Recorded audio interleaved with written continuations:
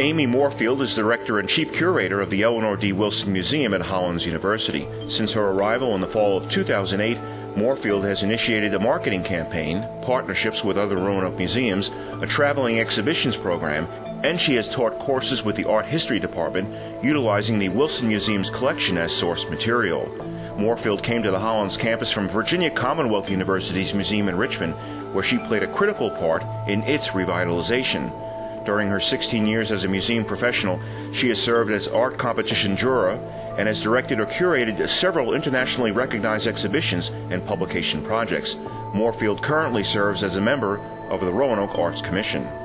Amy Moorefield, welcome to the interview. Thank you very much. It's a pleasure to be here. You've been at Hollins and the Wilson Museum for how long now? We're going on about 22 months now. Okay. Mm-hmm. What attracted you to the Hollins campus and the Eleanor D. Wilson Museum in the first place? Well, it was, for me, when I came for the interview process, I can only explain it felt like coming home. The campus is beautiful, of course. The museum itself is a state-of-the-art facility and has all the bells and whistles to really do some very challenging and interesting programming. Mm-hmm. And honestly, the thing that appealed to me the most was the administration, the faculty, and the community that makes Hollins what it is. It's just a remarkable place to work. And you came from Virginia Commonwealth University. I did. I came from Virginia Commonwealth bigger. University, which is a large city schools, urban campus, and it's state funded.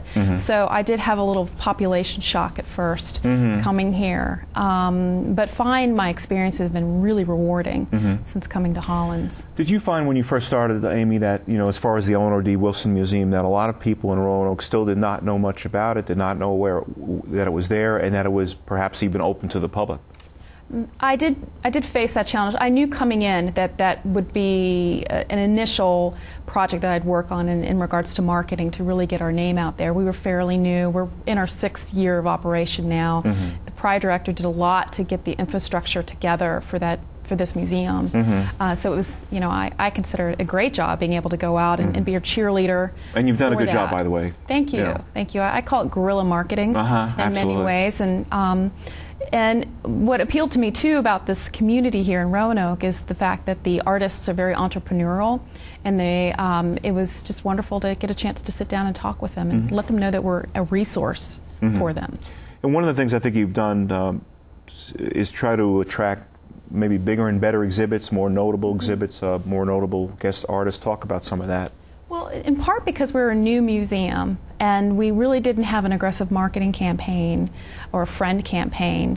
One of the things that works quite nicely is to start organizing our homegrown your own exhibitions. And I've curated a good bit of exhibitions in the past. And what the Eleanor D. Wilson Museum had been doing is paying for traveling exhibits that other organizations had curated or organized. And so we now are starting a campaign of organizing our own and then pushing them out, traveling them to other institutions. The Bindon exhibit is going to be on view at Piedmont Arts. With the chlorophyll printing, the leaves, Yes, which is a wonderful exhibition, and then it will be going to the North Carolina Museum of Art later in the fall. So that's one way of being able to get some name recognition started for the Eleanor D. Wilson Museum. Seems like it's a reciprocal thing, too, that if you're out loaning your works to other people at a traveling exhibit, then it seems more of a reciprocal thing where you see more of that coming back the other way. Very much so. And also for us, too, we wanted to recognize artists that happen to live in the Roanoke Valley. I don't like to use the word regional. I think it marginalized artists here. But one of the best things that we did was organize a retrospective of Betty Branch's work. The sculptor who had never really hadn't had a major exhibition for many, many years, if ever.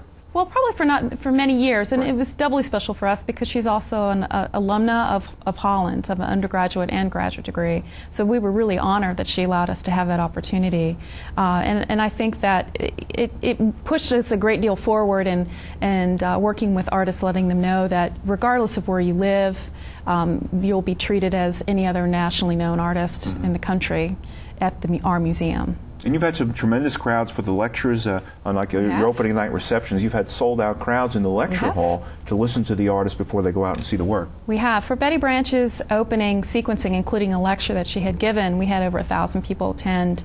Our typical attendance is about a little over 500 to 1,000 for our opening attendance. when I started at the museum, we were getting maybe about 50 to 100 people coming to our openings. And we really attributed that to just, again, going back and spending a lot of one-on-one time talking with the students and the community. Facebook has been fantastic. You find social networking helps a lot with what you're doing, guerrilla marketing? Is critical for getting the word out about our museum. We can plot in actual numbers when we actually went live on Facebook and Twitter and other social networking channels. So, one of the things I know you want to do also is collaborate with other local museums. And I know you've got something coming up this fall with Roanoke College. Your friend Talia Logan at Roanoke College, collaborating with an exhibit with, I think, Jim Campbell is the artist. Talk about collaborations with other facilities here where you're all playing nice. Well, collaboration is really key in this economic time, I think, in many ways. It makes sense. It also gives a united front to the community, letting the community know that, we're not that shiny museum on the hill that is not willing to work with other institutions. So in the fall, Roanoke College Galleries and the Wilson Museum is going to be presenting a nationally known artist named Jim Campbell, who's doing wonderful things in new electronic media arts. The exhibit's called In the Repose of Memory. And the exhibit will span 2 institutions and involve catalog and programming. We've just worked with Virginia Tech, and they're going to be working with us and giving lectures and enticing students to come down, as well as Shadowbox Theater too. In many ways, it's building a family and a community. I think it makes sense to be collaborative and not competitive in this environment. Since you mentioned the shiny museum on the hill, I'm sure this is not what you meant, but the Taubman Museum downtown, can which is a notable museum, has garnered national attention, certainly much bigger than the Wilson Museum, but can museums like the Wilson Museum and the Olin Gallery at Roanoke College, is there a way that you can feed off of what the Taubman might bring to town, whether it generates new art, patrons or whatever? Can you feed off of that? Well, I think we can feed off of the Taubman, and the Taubman can also feed off of us. Right. For example, the Wilson Museum is the first in the country to pilot a program of collection sharing with the Virginia Museum of Fine Arts. We'll be presenting an exhibit of photography from that in the fall as well. So I think it's a reciprocal. I mean, certainly if there's opportunities that arise for exhibits that we can all work together, I'd be more than happy to look into that in the future. The new director, myself, and Roanoke College Gallery Director Talia Logan have had several conversations about how we can help each other in the Valley. Real quickly, you've been here a couple of years now. What's your assessment of the art scene in Roanoke in general? It's actually surpassed my expectations.